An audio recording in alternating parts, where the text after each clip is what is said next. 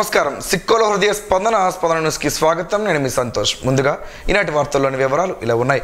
ప్రపంచ మలేరియా దినోత్సవాన్ని పురస్కరించుకుని శ్రీకాకుళం నగరం 7 రోడ్ల కూడలిలో శుక్రవారం మలేరియా నివారణ సందేశంతో మారుమ్రోగింది.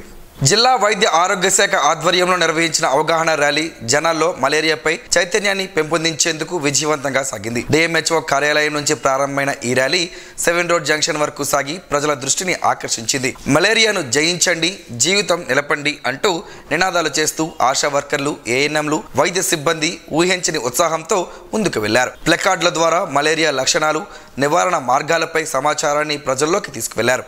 ఈ సందర్భంగా జిల్లా వైద్య ఆరోగ్య శాఖ అధికారి డాక్టర్ అనిత మాట్లాడుతూ మలేరియాను సరైన జాగ్రత్తలు పాటిస్తే పూర్తిగా నివారించవచ్చునని తెలిపారు. ప్రతి ఇంట్లో పరిసరాలను పరిశుభ్రంగా ఉంచుకోవడం, దోమల పెంపకానికి అవకాశం ఇవ్వకుండా ఉండడమే ప్రధాన చర్యలని ఆమె వివరించారు. ఈ కార్యక్రమంలో అడిషనల్ డిఎంహెచ్ఓ తాడెల శ్రీకాంత్, జిల్లా మలేరియా అధికారి Satyanarayana, deputy DMHO Mary Catherine, programme consultancy Srikanth తదితరులు పాల్గొన్నారు. చర్యలు ఏమున్నాయంటే లేదు, మన ఆంధ్రప్రదేశ్ రాష్ట్రం ద్వారా మన జిల్లా కలెక్టర్ గారి ఆధ్వర్యంలో, మన ప్రభుత్వం వారి ఆధ్వర్యంలో మనం తీసుకుంటున్న చర్యలు ఏమున్నాయంటే మనము గంబూసియా ఫిష్ని నీళ్ళల్లో వదిలిపెడుతున్నాం. ఈ గంబూసియా ఫిష్ ఏం చేస్తుందంటే 5 లక్షల గంబూసియా ఫిష్ మనం వదిలిపెట్టబోతున్నాం. ఈ గంబూసియా ఫిష్ ఏం చేస్తుందంటే ఆ మురుగునీటిలో వదిలినప్పుడు, ఆ నీటి నిలవల్లో వదిలినప్పుడు అక్కడ ఆల్రెడీ ఎగ్ లార్వా అయిపోయి ఉన్న మలేరియా దోమ యొక్క లార్వాని తినేసి కొత్త మలేరియా దోమ పుట్టకుండా అది నివారిస్తుంది అనమాట. అదే రకంగా మనకి మెడికేటెడ్ నెట్లు కూడా, తర్వాత మనకి ఇండోర్ లార్వల్ స్ప్రేయింగ్ IRS కూడా జరుగుతుంది. మనం ఈ సంవత్సరంలో ఇండోర్ లార్వా స్ప్రేయింగ్ 15వ తారీఖు మే నుండి 30వ తారీఖు మే వరకు మనం కండక్ట్ చేయడం జరుగుతుంది. ఈ సమయంలో మీకు ఇండోర్ లార్వా స్ప్రేయింగ్ చేయడానికి మన అధికారులు కానీ, మన వైద్య సిబ్బంది కానీ వచ్చినప్పుడు నిరాకరించకుండా, తలుపులు వేయకుండా, ముఖ్యంగా మిద్దెల మీద, అటకల మీద కూడా మీరు మీ ఇండోర్ లార్వల్ స్ప్రేయింగ్ని యాక్సెప్ట్ చేయవలసిందిగా, మీ అందరినీ అంగీకరించవలసిందిగా మీ అందరినీ కోరుతున్నాను. ఎందుకంటే 1 దోమ, 2 దోమలు, 10 దోమలు వదిలేస్తే అవి పిల్లల్ని పెట్టి మరిన్ని దోమలు పెరగటం, మరియు మనకు మలేరియా, డెంగ్యూ, ఈ చికెన్ గున్యా లాంటి వ్యాధులు రావడం జరుగుతుంది. So indoor larval spraying activity చేయడానికి మీ దగ్గరికి మా ఆరోగ్య కార్యకర్తలు వచ్చినప్పుడు మీరు నిరాకరించకుండా దయచేసి వారికి సహకరించవలసిందిగా మీ అందరి వలన నేను విజ్ఞప్తి చేస్తున్నాను. అదేవిధంగా మనకి ప్రస్తుతము ఈ సంవత్సరంలో ఈ మలేరియా నివారణకి end the malaria with reignite, reinitiate and rethink అని చెప్పి మనకి ఒక స్లోగన్ క్రియేట్ చేయడం జరిగింది. ఆ స్లోగన్ ద్వారా కూడా మీ అందరినీ మరొకసారి నేను కోరుతున్నాను. అదేవిధంగా తర్వాత మరి మలేరియా వచ్చినప్పుడు వెంటనే ఆరోగ్య కార్యకర్తల్ని, అంటే చలి, కుదుపుతో జ్వరము వచ్చినప్పుడు మీరు ముఖ్యంగా నెగ్లెక్ట్ చేయకుండా, మనకి మలేరియాలో ముఖ్యమైన లక్షణం ఏంటంటే చలి కుదుపులతో హై గ్రేడ్ ఫీవర్ వస్తుంది. ఈ చలి కుదుపులతో జ్వరం వచ్చినప్పుడు ఖచ్చితంగా మనం ఒకవేళ మలేరియా ఏమో అని ఆలోచించి మనం మలేరియాకు సంబంధించిన టెస్టులు చేయించుకుని దాని నివారణ కొరకు మందులు వాడవలసిందిగా మీ తరపున కోరుతున్నాను. రాష్ట్ర ముఖ్యమంత్రి నారా చంద్రబాబు నాయుడు ఈ నెల 26వ తేదీన శ్రీకాకుళం జిల్లా ఎచ్చర్ల మండలం బొడగట్లపాలెం గ్రామాన్ని సందర్శించనున్నారు. ఈ సందర్భంగా మత్స్యకార చేయూత పథకంలో భాగంగా లబ్ధిదారులకు 258 కోట్ల నగదు పంపిణీ చేయనున్నారు. ఈ కార్యక్రమాన్ని విజయవంతంగా నిర్వహించేందుకు అన్ని శాఖల అధికారులు సమిష్టిగా పనిచేయాలని రాష్ట్ర వ్యవసాయ శాఖ మంత్రి కింజరాపు అచ్చెన్నాయుడు ఆదేశించారు.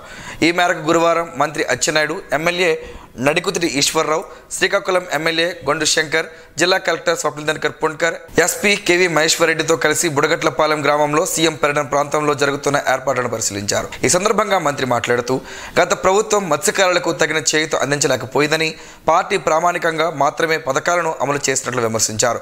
గత పాలనలో కొందరికి 10,000 రూపాయలు మాత్రమే ఇచ్చారు, కనీసం బోట్లు, వలలు కూడా ఇవ్వలేకపోయారని, కానీ తాము నిస్సహాయిత మత్స్యకారులకు మెరుగైన సహాయం అందించేందుకు కట్టుబడి ఉన్నామని ఆయన అన్నారు. పర్యటనకు భద్రతా పరంగా ఖచ్చితమైన ఏర్పాట్లు చేయాలని పోలీస్, రెవెన్యూ, విద్యుత్, అగ్నిమాపక శాఖ సహా అన్ని శాఖల సమన్వయంతో పనిచేయాలని ఆయన సూచించారు. ఒక సందర్భంలో కేంద్ర ప్రభుత్వం ప్రతి సంవత్సరం మత్స్య సంపద పెరగాలి, 2 మాసాలు హాలిడే ఇస్తే ఆ సమయంలో మత్స్య సంపద పెరుగుతుందని చెప్పి కేంద్ర ప్రభుత్వం ఒక నిబంధన తీసుకొచ్చింది.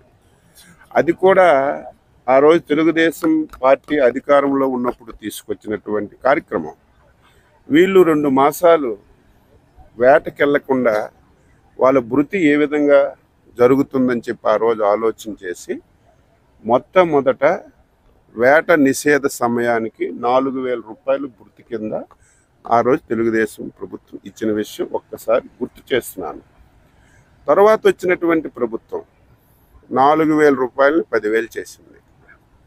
4,000 10,000 చేసింది. కానీ లాస్ట్ 5 ఇయర్స్ ఏదైతే 2019 నుంచి 24 వరకు సంవత్సరానికి మత్స్యకార భరోసా కింద 10,000 రూపాయలు ఇవ్వడం తప్ప మిగిలినటువంటి యాక్టివిటీస్ అన్నీ కూడా సున్నా చుట్టింది. ఎవరికి ఒక బోట్ ఇవ్వలేదు, ఎవరికి ఒక వల ఇవ్వలేదు, ఎవరు మత్స్యకారులు చేపలు పట్టుకోవడానికి అవసరమైనటువంటి ఒక్క కార్యక్రమం అంటే ఒక కార్యక్రమం ఇవ్వలేదు. వారికి రుణాలు ఇచ్చినటువంటి సందర్భాలు లేకుండా ఆ 10,000తోనే కాలక్షేపం చేసిన విషయం తెలుసు.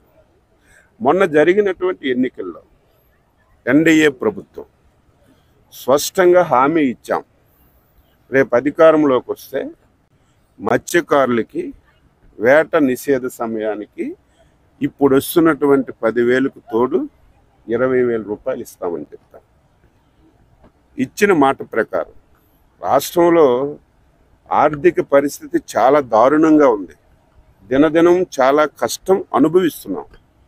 కానీ ఎన్ని కష్టాలున్నా ఎన్డీఏ పార్టీకి అండగా అభిమానించినటువంటి వర్గం గత సంవత్సరం ఇబ్బందులు పడ్డారు. ఈ సంవత్సరం కూడా ఇబ్బంది పడకూడదనే ఉద్దేశంతో రేపు 26వ తారీఖున దీని పేరు కూడా ఇప్పుడే డిసైడ్ చేశాం, మత్స్యకార చేయూత పథకం. ఇంతకు ముందు ఇచ్చిన 10,000కి 10,000 కలిపి 20,000 రూపాయలు. రేపు మేము అందజేస్తున్నటువంటి డబ్బు 258 కోట్ల రూపాయలు. గత ప్రభుత్వం అనేక నిబంధనలు పెట్టింది. ఎవరైనా ఒకరు పింఛన్ తీసుకుంటే వారికి పథకం ఇచ్చేవాళ్ళు కాదు, ఎవరైనా బోటుకి డీజిల్ తీసుకుంటే వాళ్ళకి పథకం ఇచ్చేవాళ్ళు కాదు. ఎన్ని నిబంధనలు పెట్టి చాలామందికి ఇబ్బంది పెట్టారు. ఆ రోజు ఆ ప్రభుత్వం ఈ పథకానికి 104 కోట్ల రూపాయలు ఖర్చు పెడితే రేపు 26వ తారీఖున మేము ఇస్తున్నటువంటి పథకానికి 258 కోట్లు ఖర్చు పెడుతున్నాం. ఇదేదో 20,000 ఇచ్చి చేతులు దులుపుకోవడం కాదు. ఈరోజు కేంద్ర ప్రభుత్వం మత్స్యకారులకి అనేకమైనటువంటి కార్యక్రమాలు చేపట్టింది. ప్రధానమంత్రి మత్స్య యోజన పథకం. ఈ పథకాన్ని గత 5 సంవత్సరాలు ఒక 5 పైసలు కూడా ప్రభుత్వం ఉపయోగించుకోలేదు. ఇప్పుడు మళ్ళీ మేము ఆ పథకాన్ని పునఃప్రతిష్ఠించాం. ఆ పథకం కింద మళ్ళీ బోట్లు ఇస్తున్నాం.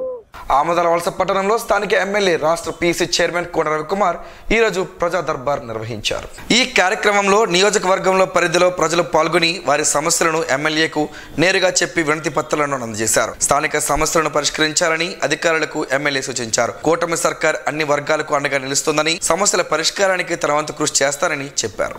మే 10వ తేదీన జరగాల్సిన జాతీయ లోక్ అదాలత్ జూలై 5వ తేదీకి వాయిదా వేస్తున్నట్లు జిల్లా ప్రధాన న్యాయమూర్తి, జిల్లా న్యాయ సేవాధికార సంస్థ చైర్మన్ జునైద్ అహ్మద్ మౌలానా తెలిపారు.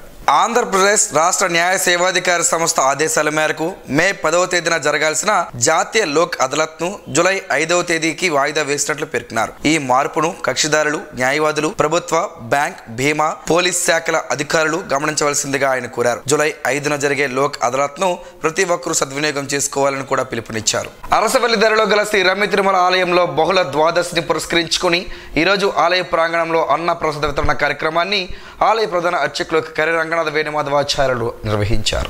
ఈ కార్యక్రమంలో ముందుగా స్వామివారికి అర్చకులు ప్రత్యేక పూజలు నిర్వహించారు. అనంతరం ఆలయ ప్రధాన అర్చకుల నేతృత్వంలో జరిగిన అన్న ప్రసాద వితరణ కార్యక్రమాన్ని భక్తులు ప్రారంభించారు. పెద్ద ఎత్తున స్థానికులు, భక్తులు పాల్గొని అన్న ప్రసాదాన్ని స్వీకరించారు. ఈ సందర్భంగా ఆలయ ప్రధాన అర్చకులు మాట్లాడుతూ ప్రతి నెలలో ఒకరోజు బహుళ ద్వాదశి రోజున అన్న ప్రసాద వితరణ కార్యక్రమాన్ని ఆలయ ప్రాంగణంలో నిర్వహిస్తున్నట్లు తెలిపారు. భక్తులు పెద్ద ఎత్తున వచ్చి స్వామివారి ప్రసాదాన్ని స్వీకరించడం ఆనందంగా ఉందని అన్నారు.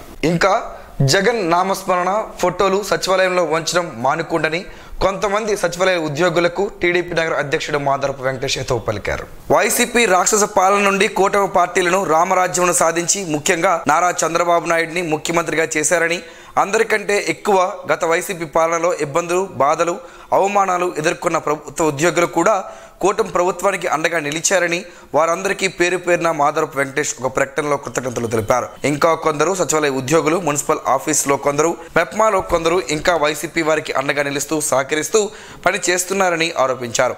శ్రీకాకుళం నగర కార్పొరేషన్ 28వ డివిజన్ సచివాలయంలో ఇంకా మాజీ ముఖ్యమంత్రి జగన్ ఫోటోలు ఉండడం అత్యంత ఘోరమని అన్నారు. కూటమి ప్రభుత్వానికి, ప్రజాప్రతినిధులకు ఎప్పటికీ ప్రభుత్వ ఉద్యోగులపై ప్రేమ, అభిమానం, గౌరవం ఉంటుందని, కానీ ఇంకా కొంతమంది సచివాలయ ఉద్యోగులు వైసీపీపై అభిమానం, జగన్మోహన్ రెడ్డిపై ప్రేమ పోవడం లేదని, ఇది మంచి పద్ధతి కాదు, సరైన విధానం కాదని చెప్పారు. సచివాలయాలు, మెప్మా, మున్సిపల్ విషయంలో జిల్లా కలెక్టర్, మున్సిపల్ కమిషనర్ దృష్టి సారించాల్సిందని వెంకటేష్ విజ్ఞప్తి చేశారు. ముఖ్యమంత్రి నారా చంద్రబాబు నాయుడు శ్రీకాకుళం జిల్లాకు ఎన్నికల ముందు ఇచ్చిన హామీలను అమలు చేయాలని సిపిఎం పార్టీ జిల్లా కార్యదర్శి డి గోవిందరావు, కార్యదర్శి వర్గ సభ్యులు కె మోహన్ రావులు డిమాండ్ చేశారు. నగరంలోని స్థానిక సిపిఎం కార్యాలయంలో వారు మాట్లాడుతూ ముఖ్యమంత్రి నారా చంద్రబాబు నాయుడు ఈ నెల 26వ తేదీన మన జిల్లా పర్యటనకు వస్తున్న సందర్భంగా హామీలు అమలు చేయాలని గుర్తు చేశారు. ఎన్నికల ముందు శ్రీకాకుళం జిల్లాలో ఐటీడీఏని ఏర్పాటు చేస్తామని, అదేవిధంగా జీడికి గిట్టుబాటు ధర కల్పిస్తామని, జీడి కార్పొరేషన్ ఏర్పాటు చేస్తామని, వంశధార నిర్వాసితులకు స్పెషల్ ప్యాకేజ్ ఇచ్చి ఆదుకుంటామన్న హామీలు నేటికి నెరవేరలేదని ఎద్దేవా చేశారు. ఐటీడీఏ లేకపోవడంతో గిరిజనులు తీవ్ర అన్యాయానికి గురవుతున్నారని వారు ఆవేదన వ్యక్తం చేశారు. జీడికి గిట్టుబాటు ధర లేకపోవడంతో జీడి రైతులు తీవ్ర దోపిడీకి గురవుతున్నారని, జీడికి గిట్టుబాటు ధర, వంశధార నిర్వాసితులకు స్పెషల్ ప్యాకేజ్ తదితర హామీలు అమలు చేయాలని వారు డిమాండ్ చేశారు. శ్రీకాకుళం జిల్లాలో 193 కిలోమీటర్లు సముద్ర ప్రాంతం ఉందని, ఒక్క ఫిషింగ్ హార్బర్ కూడా నేటి వరకు లేదని, గతంలో ప్రారంభించిన ఫిషింగ్ హార్బర్స్ ఒక్క అడుగు ముందుకెళ్లలేదని, వెంటనే జిల్లాలో ఫిషింగ్ హార్బర్స్ నిర్మాణం చేపట్టాలని, కోల్డ్ స్టోరేజ్ నిర్మాణం చేపట్టాలని వారు డిమాండ్ చేశారు. జిల్లాలో ఉన్న పెండింగ్ ప్రాజెక్టులకు నిధులు కేటాయించి త్వరగా పూర్తి చేయాలని డిమాండ్ చేశారు. రిమ్స్ను సూపర్ స్పెషాలిటీ హాస్పిటల్గా అప్గ్రేడ్ చేయాలని, రిమ్స్లో సూపర్ స్పెషాలిటీ వైద్యం అందక స్వాతంత్రం వచ్చి 76 సంవత్సరాలు కావస్తున్న నేటికి విశాఖపట్నం తరలించవలసి వస్తుందని, దీనివలన అనేక మంది ప్రాణాలు గాలిలో కలిసిపోతున్నాయని ఆవేదన వ్యక్తం చేశారు.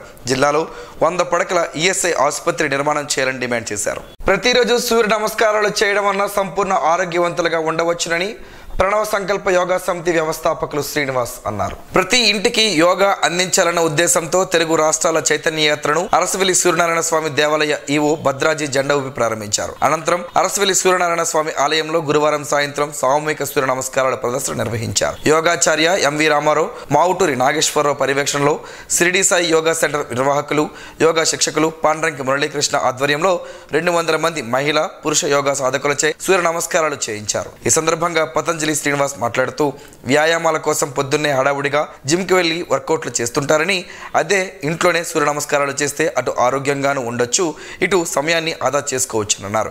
రోజు అరగంట సూర్య నమస్కారాలు చేయడం వల్ల నడుము చుట్టూ ఉన్న కొవ్వు తొందరగా తగ్గుతుందన్నారు. కార్యక్రమంలో సూర్య ప్రణవ పంతాంజలి యోగా అధ్యక్షురాలు తంగి స్వాతి, యోగా శిక్షకులు సోరంపల్లి సుధారాణి, లక్ష్మి, నాగలక్ష్మి, దేవలక్ష్మి, గాయత్రి, యోగా సభ్యులు, సాధకులు తదితరులు పాల్గొన్నారు. సీఎం రిలీఫ్ ఫండ్ ప్రజలకు అండగా ఉంటుందని శ్రీకాకుళం ఎమ్మెల్యే గుండెశంకర్ అన్నారు. శుక్రవారం సీఎం రిలీఫ్ ఫండ్ ఎల్ఓసి చెక్కులను లబ్ధిదారులకు విశాఖ ఏ కాలనీలోని ఎమ్మెల్యే కార్యాలయంలో ఎమ్మెల్యే శంకర్ అందజేశారు. ఈ సందర్భంగా ఎమ్మెల్యే మాట్లాడుతూ గతంలో లబ్ధిదారులు సీఎం రిలీఫ్ ఫండ్ కు దరఖాస్తు చేసుకుని ఏళ్లు గడిచినా వచ్చే పరిస్థితి ఉండేది కాదన్నారు. ప్రస్తుతం ప్రజా ప్రభుత్వం ఏర్పడిన తర్వాత ప్రజల సమస్యలే పరమావధిగా పాలన సాగుతుందన్నారు. ఈ ప్రభుత్వం ఆరోగ్యానికి పెద్దపీట వేస్తూ పేదలను ఆదుకుంటుందని వివరించారు. కూటమి ప్రభుత్వ పాలనలో రాష్ట్ర వ్యాప్తంగా ప్రజలు సంతోషంగా ఉన్నారని పేర్కొన్నారు. ఈ కార్యక్రమంలో కూటమి పార్టీ నాయకులు, ప్రజలు, లబ్ధిదారులు పాల్గొన్నారు. హెచ్చర్ల నియోజకవర్గంలో ఈ నెల 26వ తేదీన ముఖ్యమంత్రి నారా చంద్రబాబు నాయుడు పర్యటన నేపథ్యంలో కలెక్టర్ స్వప్నిల్ దినకర్ పొన్కర్ గురువారం బుడగట్లపాలెంలో ఏర్పాట్లను పరిశీలించారు. ముఖ్యమంత్రి పర్యటనకు సంబంధించి హెలీప్యాడ్ ఏర్పాటు, గ్రామ సభ వేదిక నిర్వహణ, భద్రతా ఏర్పాట్లు, ప్రోటోకాల్ విధుల అమలుపై SP KV Maheshwar Reddy, joint collector Farman Ahmed Khan, ITDA project director C Yashwant Kumar రెడ్డితో కలిసి సమీక్ష నిర్వహించారు. అధికారులతో సమీక్షించడంతో పాటు పలు కీలక సూచనలు చేశారు. ఈ సందర్భంగా కలెక్టర్ మాట్లాడుతూ ముఖ్యమంత్రి పర్యటన విజయవంతంగా జరగాలని, ఎలాంటి అవాంఛనీయ సంఘటనలు జరగకుండా అన్ని విభాగాలు సమన్వయంతో పనిచేయాలన్నారు. పర్యటనకు సంబంధించిన అన్ని ఏర్పాట్లు ఇప్పటికే తుది దశకు చేరుకున్నట్లు వెల్లడించారు. బుడగట్లపాలెం గ్రామంలో గ్రామ సభ నిర్వహించి మత్స్యకారులతో సీఎం ముఖాముఖి చర్చించనున్నారు. సముద్ర తీర ప్రాంతమైన జీరుపాలెం, కొవ్వాడ తదితర గ్రామాల మత్స్యకారుల సమస్యలపై స్పందించనున్నారు. జిల్లా యంత్రాంగం రంగంలోకి ఈ పర్యటనకు సంబంధించి శ్రీకాకుళం, టెక్కలి, పలాస ఆర్డీఓలు సాయి ప్రత్యూష, కృష్ణమూర్తి, వెంకటేష్లు పరిశీలనలో పాల్గొన్నారు. ముఖ్యమంత్రి నారా చంద్రబాబు నాయుడు ఏప్రిల్ 26వ తేదీ శనివారం ఎచ్చర్ల మండలం బుడగట్లపాలెం గ్రామంలోని పర్యటించనున్నారు. ఈ మేరకు బందోబస్తు విధి నిర్వహణలో పాల్గొన్న పోలీస్ అధికారులు సిబ్బందికి విధి విధానాలపై బ్రీఫింగ్ నిర్వహించిన జిల్లా ఎస్పీ మాట్లాడుతూ బందోబస్తుకు ప్రతి సెక్టార్లో తగినంత సిబ్బందిని కేటాయించామని, సిబ్బంది అందరూ వారికి కేటాయించిన పాయింట్ల వద్ద వారికి కేటాయించిన సమయానికి హాజరై పర్యటన పూర్తయినంత వరకు అప్రమత్తంగా ఉంటూ విధులు నిర్వహించాలని సూచించారు.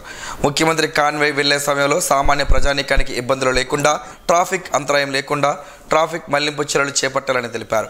సభా ప్రాంగణానికి వచ్చిన వాహనాలను వారికి కేటాయించిన పార్కింగ్ స్థలాల్లో పెట్టుకునే విధంగా చర్యలు తీసుకోవాలని ఇన్ఛార్జ్ అధికారులు వారి సిబ్బందితో సమన్వయం చేసుకుంటూ ఎటువంటి అవాంఛనీయ సంఘటనలకు త్రావు లేకుండా విధులు నిర్వహించి అవసరమగు రోప్ పార్టీ, స్పెషల్ పార్టీలను సిద్ధంగా ఉంచుకోవాలని పలు ముఖ్యమైన అంశాలపై దిశానిర్దేశాలు చేసి ముఖ్యమంత్రి పర్యటనను విజయవంతం చేయాలని సూచించారు. పటిష్టమైన పోలీస్ బందోబస్తు, రాష్ట్ర ముఖ్యమంత్రి పర్యటన భద్రతకు జిల్లా ఎస్పీ స్వీయ పర్యవేక్షణలో 4 అడిషనల్ ఎస్పీలు, 8 మంది డిఎస్పీలతో సహా ఇతర పోలీస్ అధికారులతో మొత్తానికి 1500 మంది పోలీస్ అధికారులు సిబ్బందితో పటిష్టమైన పోలీస్ బందోబస్తు భద్రత ఏర్పాటు చేయడం జరిగింది. అదేవిధంగా 17 రోప్ పార్టీలు, స్పెషల్ పార్టీలు, క్యూ పార్టీ టీంలను ప్రత్యేకంగా ఏర్పాటు చేసి పకడ్బందీగా బందోబస్తు జిల్లా పోలీస్ యంత్రాంగం సిద్ధమైంది.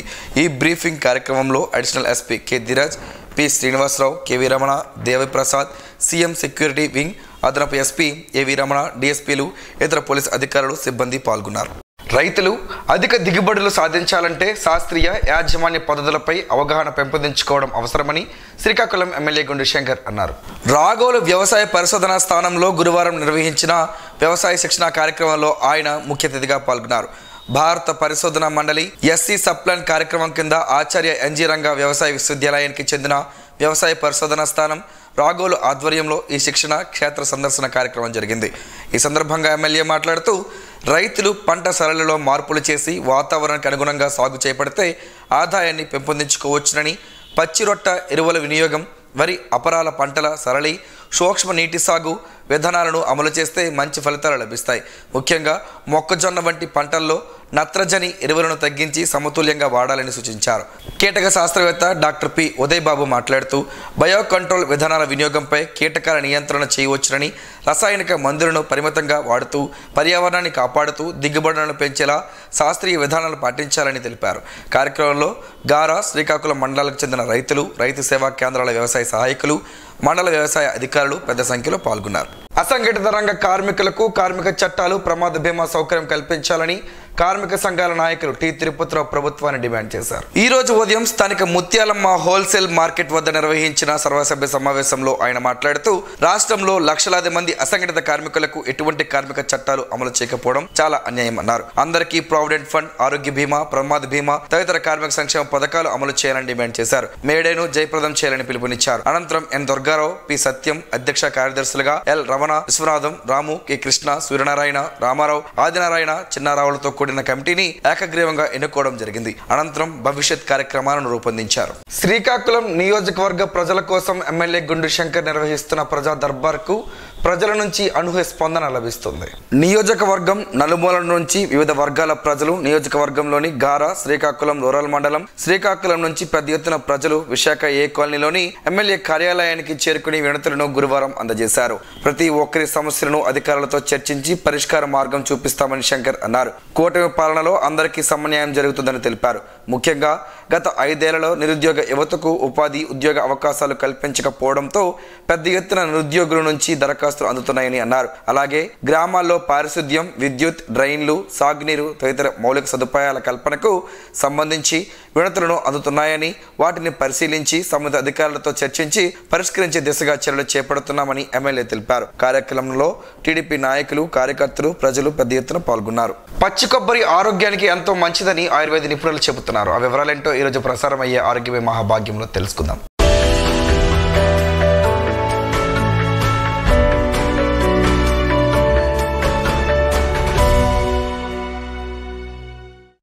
కొబ్బరి బొండాలు ఆరోగ్యానికి ఎంతో మేలు చేస్తాయి. కొబ్బరి బొండం నీటిలో ఎన్నో పోషకాలు ఉంటాయి. అయితే నీటిని తాగిన తర్వాత అందులో ఉండే లేత కొబ్బరిని కొందరు తింటారు. అలాగే టంకాయలు కొట్టినప్పుడు వచ్చే కొబ్బరిని కూడా చాలామంది ఇష్టంగా తింటారు.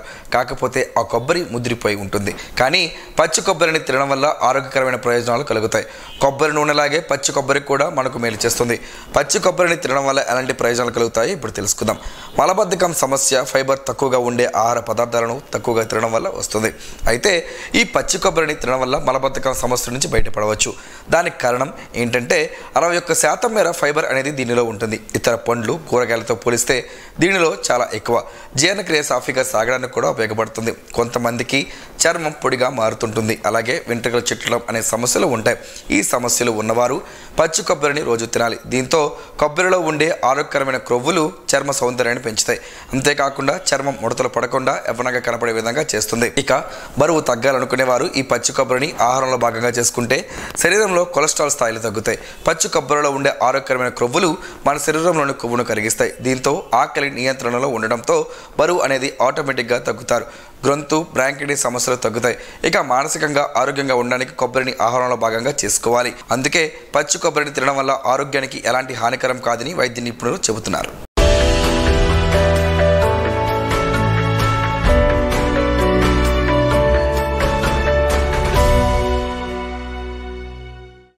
ఈరోజు వార్తల్లో ఒక మంచి మాటను విందాం, ఆచరిద్దాం. సమాజ శ్రేయస్సును కాంక్షించే మహనీయుల మాటల్లోంచి ఈరోజు జీవనం గమనం గమ్యం. ఋషి చింతన. అండ ఉంటే కొండ బద్దలు కొట్టవచ్చు.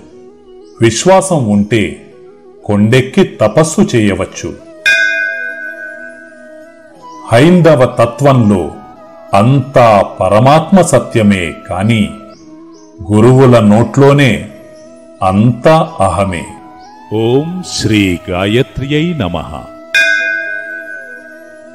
స్పందన ప్రేక్షకుల కోసం స్పందన న్యూస్ ఇప్పుడు యూట్యూబ్లో అందుబాటులో ఉంచడమైంది. SDV స్పేస్ స్పందన అని టైప్ చేసి వీక్షకులు తమ అనుకూలమైన సమయంలో న్యూస్ని వీక్షించగలరు. ఈ వార్తలు ఇంతటితో సమాప్తం. మరలా ప్రసారం అయ్యే స్పందన న్యూస్లో కలుసుకుందాం. అంతవరకు సెలవు. నమస్కారం. మీ మాటే మా బాట.